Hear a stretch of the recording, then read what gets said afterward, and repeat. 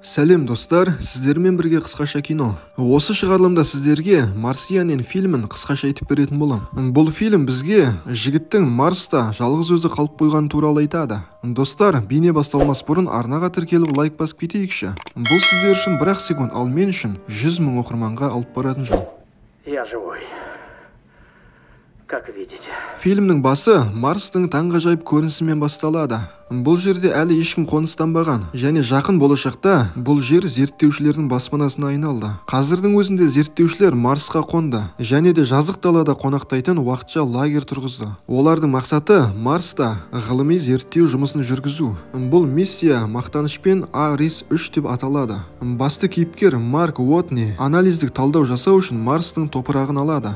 Әрине бұл оңай шаруа емес, сол үшін де кезекшілікте тұрған астронавттармен Марс ғаламшары туралы хабар алмасып отырады. Күтпеген жерден базаға ауа райы туралы хабар келді. Оларға қарай өте күшті дауыл жақындап келеді. Дауылдың күштілігі сонша, ұшып қону модулін қиратып кетуі де мүмкін. Егер де модуль қирайтын болса, орбитаға ұшып, одан үйіне қайту мүмкін емес болып қалады. Командир ұшуға дайындалыңдар деп бұйрық берді. Қатты дауыл мен майда тастарының ұшуының арасында экипаж мүшелері базадан модульға қарай бара жатыр. Жолда қираған антенна Уотниді өзімен бірге ұшырып әкетті. Осылайша ол есін жоғалтты, және зақымданған скафандрадан сигнал келмей тұр. Әріптестері оны таба алмады. Осылайша астронавттар жігітті Марсқа тастап кетуге мәжбүр болды. Бұл туралы жердегі НАСА пресс-конференцияда миссия Арис-3 жерге қайтып келе жатыр, ал Марк Уотни қайтыс болды деп хабарлайды.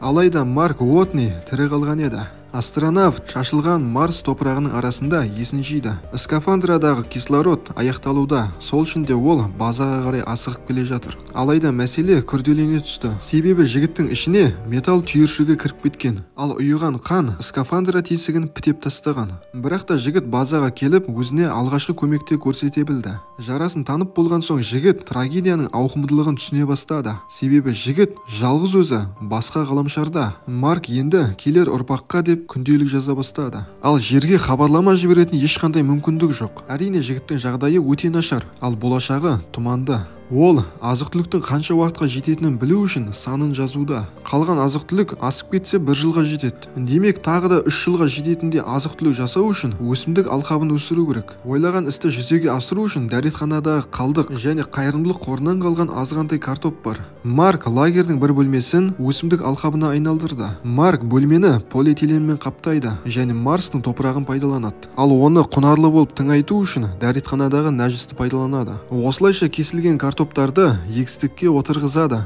ал кейін үстіне су құяды. Енді тағы бір үлкен мәселе бар: судың жетіспеушілігі. Енді көптеген суды өндіру үшін Марк химиядағы білімін қолданады. Осылайша зымыранның отынын суға айналдырмақшы. Өкінішке орай бірінші әрекет жарылыспен аяқталды. Себебі есептен кішкене қателесіп кеткен. Бірақ та кейін қатесін түзеген соң оның қолынан келе бастады. Соның арқасында Марк таза су алатын болды. Арада біраз уақыт өтті. Марктың еңбегі өзінің жемісін бере бастады. Осылайша Марс планетасында алғашқы өсімдік өсіп шықты. Ал жерде НАСА қызметкерлері Марс планетасына деп тағы да жоспар құруда. Бірақ та үлкен дауылдан кейін Арис-3-тен қандай қалдықтар аман қалғанын білу үшін спутниктер керек. Спутник арқылы түсірілген суреттерден Марста Марктың тірі қалғаны анық көрінеді. Бұны көрген жердегілердің барлығы қатты таңғалды. Алайда жігітке барып оны құтқара салу оңай шаруа емес. Марсқа ұшып бару үшін көптеген уақыт пен үлкен есеп керек. Марста жігіт егін алқабын жасағанына қуанады. Ендігі Марктың жоспары қызыл ғаламшардан қайтсе де құтылу керек. Ал жердегі НАСАның жоспары Арис-4 арқылы жігіт тұрған жерден 3200 шақырым жерге ұшып бару.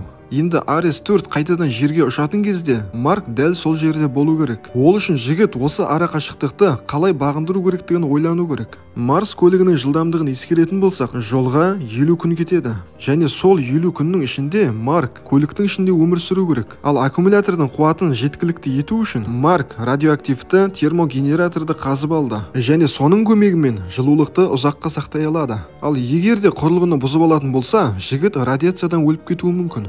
НАСА-дағылар жігіттің Марс көлігімен Арес-4-тің қонатын жеріне саяхатын тамашалауда және жігітті қолдау үшін гуманитарлық көмек көрсететін кемені де жібермекші. Ал бұның барлығы 6 ай уақытты қамтиды. 1,5 айдан кейін Марк картоптарды жинайды. Алайда жігіт жермен байланысқа түспесе, ешқандай азық-түлік оған көмектеспейді. Оның үстіне Марк жердегілердің өзін құтқарғысы келетінін әлі білмейді. Осыдан кейін жігіт 1997 жылы Марсты зерттеуге жіберілген аппаратты қарауға барады. Марк құрылғыны қазып алып, базаға алып келді және құрылғыны жөндеп, қайтадан іске қосты. Осылайша жердегілер қаншама жылдан бері іске қосылмаған құрылғыдан сигнал қабылдайды. Осылайша Марк жердегілерге хат жазды және жерден де кері хат келеді. Жердегілер Марктың тірі екенін білетінін айтты. Бірақ та байланыс шектеулі екен. НАСА сұрақтарға тек қана я немесе жоқ деп жауап бере алады.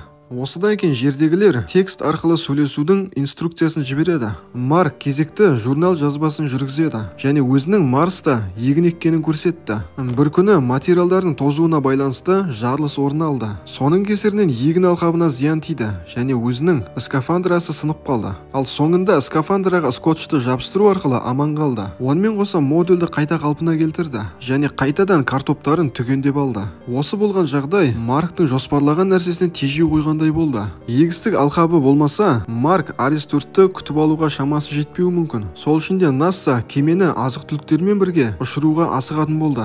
Сонымен қатар ұшу алдындағы сынақтан бас тартты. Осындай асығыстық апатты нәтиже көрсетті. Себебі зымыранның азық-түлік тұрған жері жарылып кетті. Бұл жайында қытайлық адамдар да естіген болатын. Қытайлықтардың Марсқа тікелей алып баратын жасырын тасымалдаушысы бар екен. Осылайша қытайлықтар НАСА-ға көмектесетін болып шешті.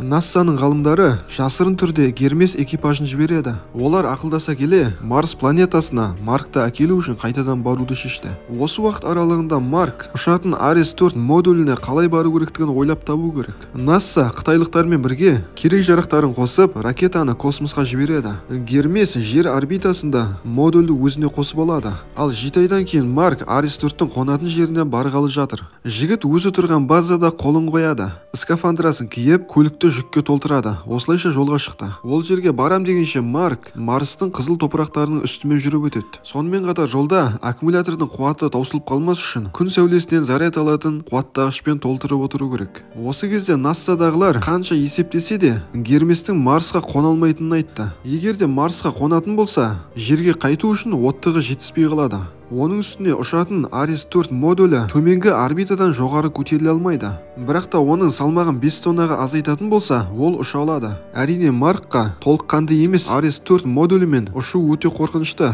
Бірақ та оның басқа амалы жоқ. Оның үстіне Марстағы Арес-4 модуліне келіп те қалды. Осылайша Марк капсуланы жеңілдете бастады. Бос тұрған люктардың барлығын лақтырды және ішіндегі керек емес заттардың барлығын сыртқа тастайды. Гермес бортында капитан жағдайды түсіндіреді. Марк орбитаға ұшқанда қозғалтқыштар істен шығады. Осы кезде Гермес қасына барып, модульді өздеріне троспен тартып алу керек. Марста жігіт көлігін тастап, сақал мұртын қырып ұшуға дайындалуда. Жердегі халықтың барлығы тікелей эфир арқылы жерге қайтып келуін қарап отыр. Марк ұшайын деп жатқанда көз жасына ерік берді және әріптестеріне мені тастамай қайтып келе жатқандарың үшін үлкен рахмет деп алғысын айтады. Капитанның айтуымен ұшатын модульді Герместе отырып басқа ұшқыш басқарады. Осылайша Марктың модулін орбитаға ұшырды.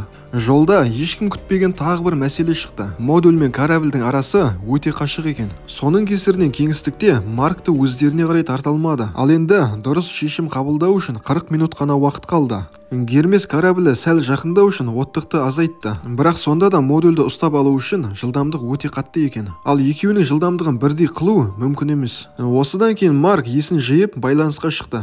Жігіттің басына тамаша бір ой келді. Скафандра қолғапты тесіп, сол арқылы железный человек сияқты аспанға ұшқысы келді. Бұл өте қауіпті, бірақ басқа амал жоқ. Капитан жоспарды жақсылап ойлану үшін жермен байланысты үзіп тастады. Олар ауа жіберу үшін Герместің құлпын жарады. Солай жасау арқылы қозғалысты тоқтатып, модульмен теңдей жерде тұрды. Бірақ та қаншалықты теңдей жерде тұрса да, арақашықтық өте алыс. Жарылыс пен ауаның сыртқа шығуы кемені кішкене тоқтатты. Капитан Троспен бірге ғарыш кеңістігіне шықты және Тростың жеткілікті жеріне дейін модульге қарай жақындай берді. Қасына жақындай бергенде Марк скафандра қолғабын тесіп тастады. Қолғаптан шыққан ауаның арқасында капитанға қарай ұшып келеді. Екеуі бір-бірін қолын ұстайды, бірақ та инерция күшінің әсерінен Марк тағы да ұшып кетеді. Бақытына орай шаққа дегенде Тростан ұстап үлгерді. Ал Гермес бұл хабарды жерге жеткізді және қаншама халық бұны көріп қуанады. Ал келесі көріністе Марк Уотни жер планетасында орындыққа отырып кофе ішіп отыр. Осы кезде қасынан НАСАның курсанттары өтеді және Маркты құрметтеп онымен амандасады. Бұл жерде ғарышкерлерге іріктеу курсы болып жатқан еді. Ал Марктың өзі болса қиын сәтте аман қалудың лекциясын өткізіп жатыр. Өйткені бұндай мәселеде Марктың тәжірибесі өте мықты емес пе? Осымен фильм аяқталды достар. Достар, сіздерге дәл осы жанрдағы айда қалып қойған жалғыз адам туралы киноны көруге кеңес беремін. Ол үшін экранға шыққан суретті бассаңыз жеткілікті. Айтпақшы, арнаға тіркеліп кетейік. Ал келесі көріскенше аман сау болыңдар достар.